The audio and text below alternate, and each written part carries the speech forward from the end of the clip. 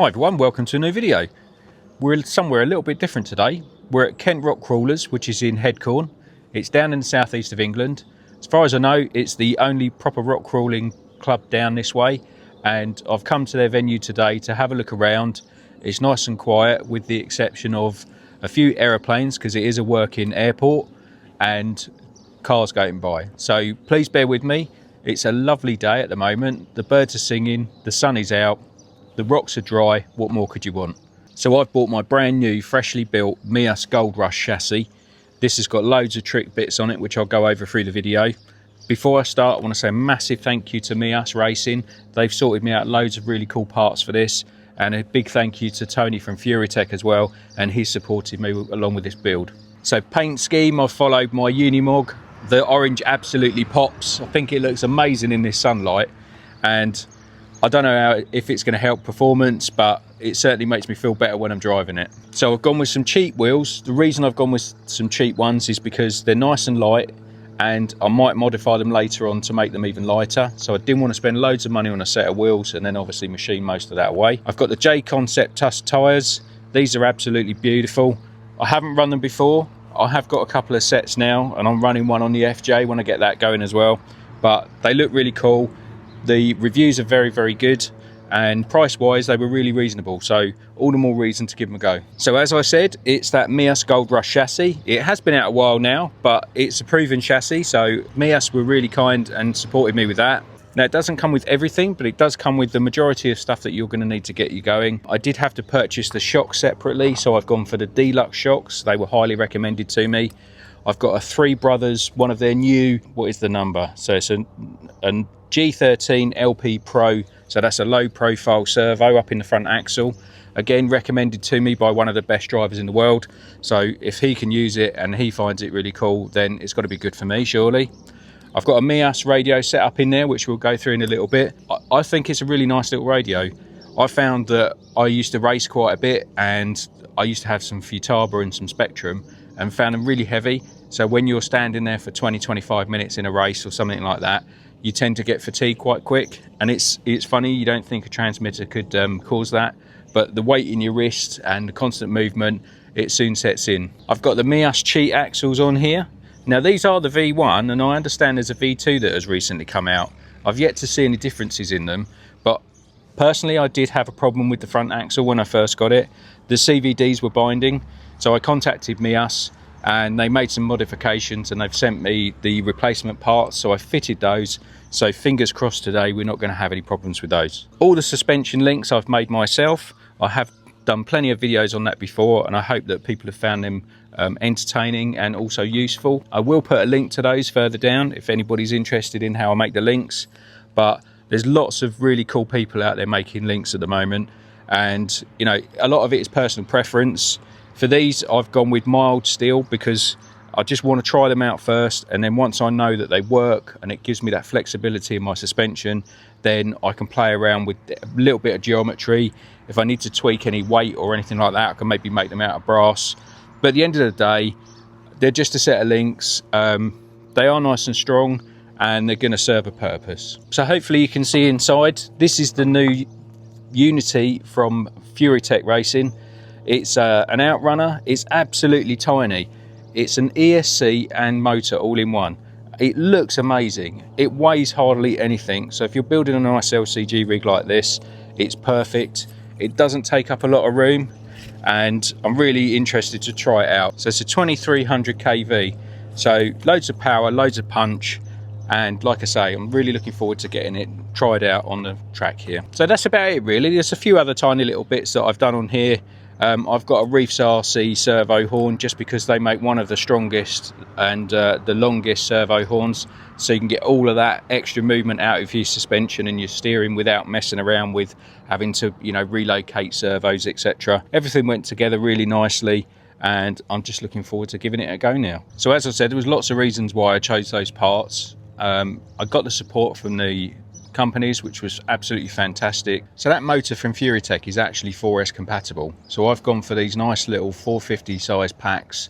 These are 4S, and they're not going to take up a lot of room. They don't weigh a lot.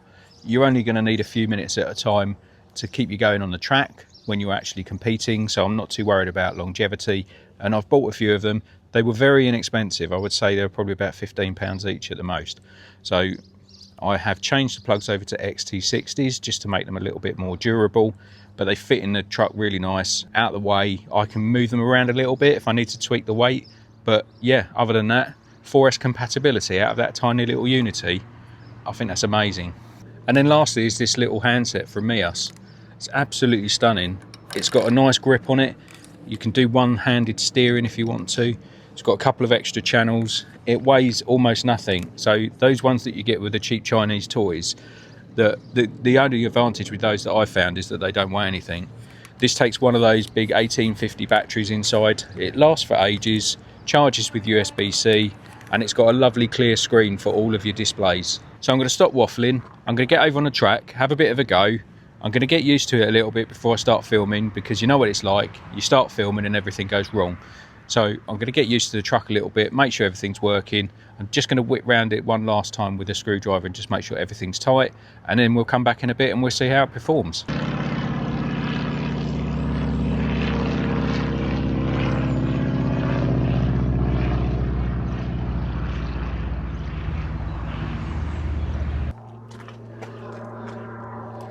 Right, I've had a run round and I have to say it's running really well. I'm really surprised.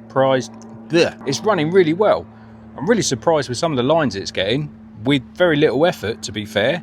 And from everything at the moment, I think the only thing that's letting it down is the fact that the tyres have got so much flex in them. So what I'm going to do, I'm going to have a chat with Jamie from Leadfoot Customs, and I'm going to get him to make me a bespoke set of inserts for this. So we lose all of this sideward movement, but we still keep our squish. And I know Jamie does some great inserts. He's done them for loads of my models and they've been absolutely bang on. So we're going to go for the 3D printed inserts, and I reckon that's going to make this a really, really unstoppable rig. Sadly, I have picked up a few scratches, but I guess that comes with the hobby, but nothing too bad. So let's get the body back on, let's try some more lines, and I'll bring you along, get some video while we're doing it.